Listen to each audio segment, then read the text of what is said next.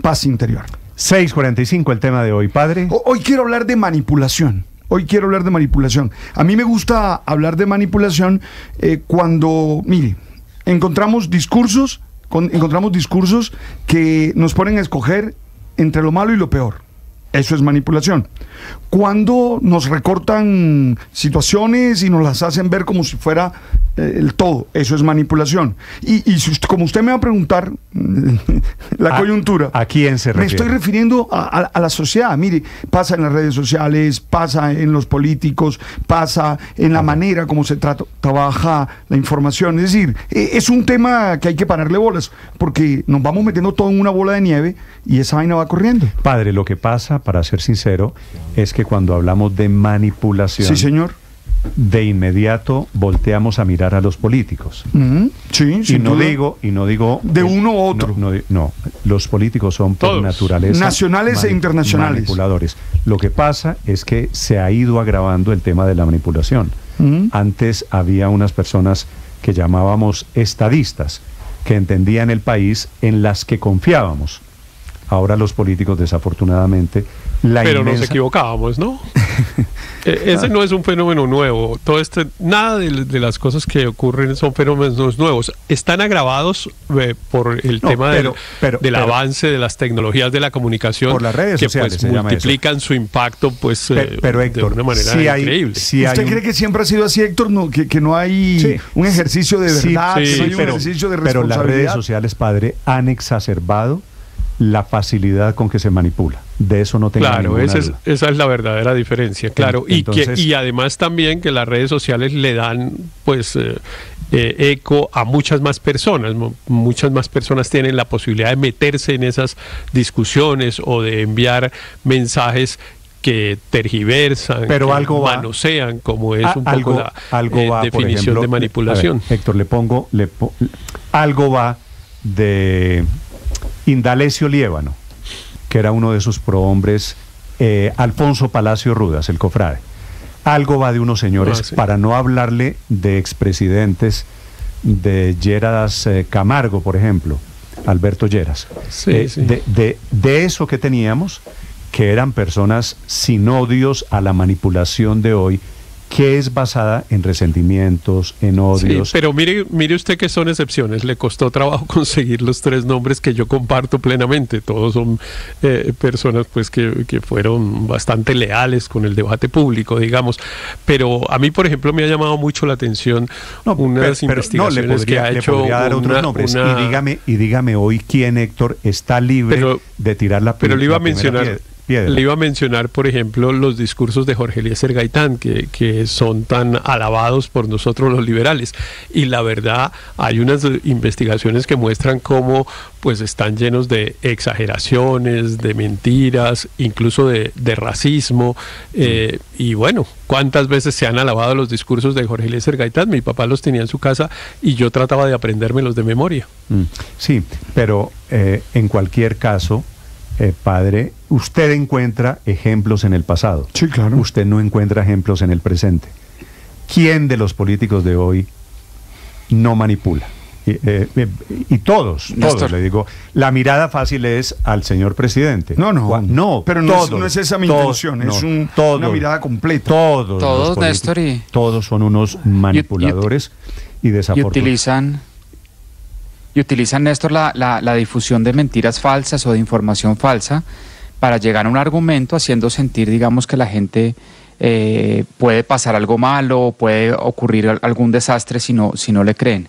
Y esa manipulación, la única forma de desenmascararla es desenmascarando las noticias falsas, la falsa información que nos decía ahorita Héctor, que vienen esos mensajes o las exageraciones de ciertas cosas que podrían llegar a pasar y por medio del cual están manipulando a la población. Es que, padre, manipulación de lo que usted va a hablar es, por ejemplo, crear una narrativa, ¿cierto? Sí.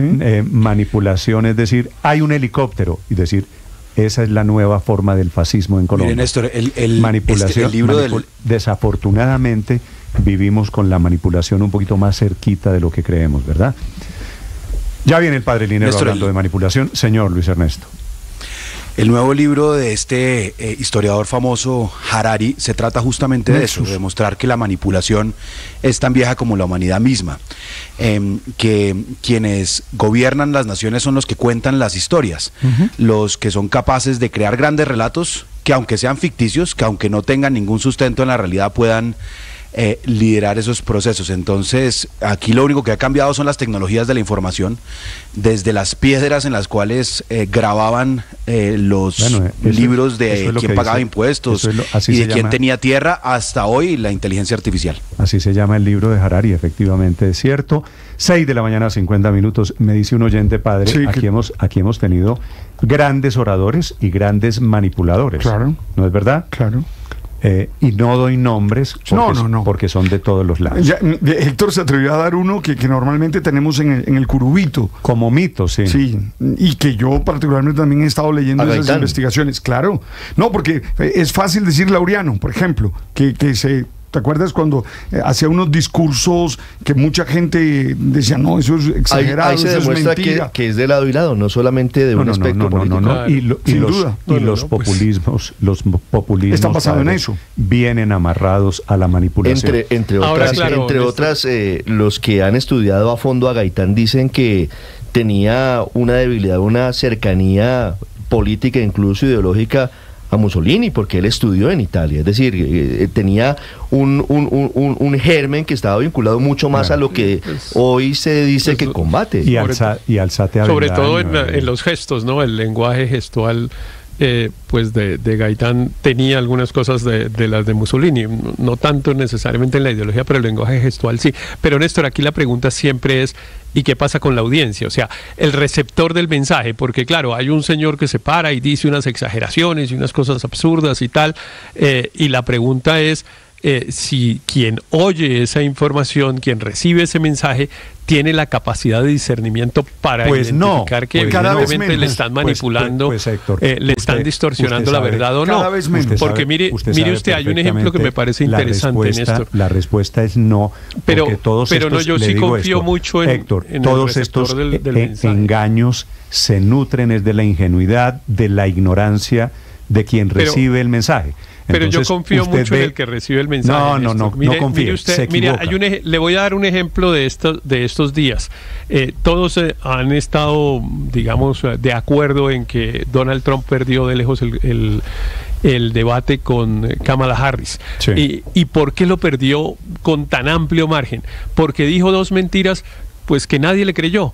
Dijo las mentiras de que los demócratas mataban los niños recién nacidos, digamos, por ser pro aborto, esperaban que nacieran y 1 o 2 semanas después los asesinaban, y que se comían los gatos los haitianos.